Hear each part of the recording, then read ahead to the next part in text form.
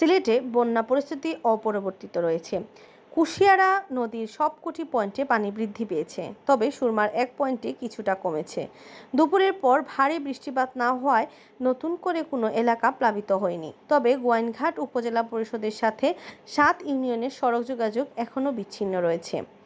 সিলেট পানি উন্নয়ন বোর্ডের তথ্য অনুযায়ী মঙ্গলবার সন্ধ্যা 6টা পর্যন্ত সুরমা নদীর কানাইঘাট পয়েন্টে পানি বিপদসীমার 8 সেন্টিমিটার উপর দিয়ে প্রবাহিত হচ্ছিল।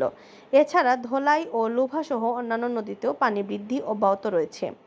বিভিন্ন স্থানে সড়ক ও নির্মাণাধীন কালভার্টের সংযোগ সড়ক তলিয়ে যাওয়ায় গোয়াইনঘাট উপজেলা পরিষদের সাথে তোয়াকুল, নন্দীরগাঁও, রুস্তমপুর, পশ্চিম জাফলং সদর, পূর্ব জাফলং ও মধ্য জাফলং ইউনিয়নের সড়ক যোগাযোগ বিচ্ছিন্ন রয়েছে।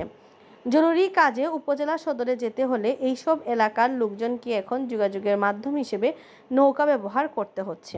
উপজেলা ত্রাণ ও দুর্যোগ শাখা কর্মকর্তা PIO শীর্ষেন্দু পুরকায়স্থ জানান, উপজেলা প্রশাসনের কাছে পর্যাপ্ত ত্রাণ রয়েছে। বন্যা দেখা দিলে পানিবন্দী লোকজনকে উদ্ধার ও আশ্রয়ের জন্য 56টি আশ্রয় কেন্দ্র প্রস্তুত রাখা হয়েছে। আর এই কাজের জন্য উদ্ধারকারী টিমও প্রস্তুত রাখা হয়েছে। এদিকে গোয়াইনঘাট ছাড়াও কোম্পানীগঞ্জ উপজেলার নিম্নাঞ্চল প্লাবিত হওয়ার খবর পাওয়া গেছে।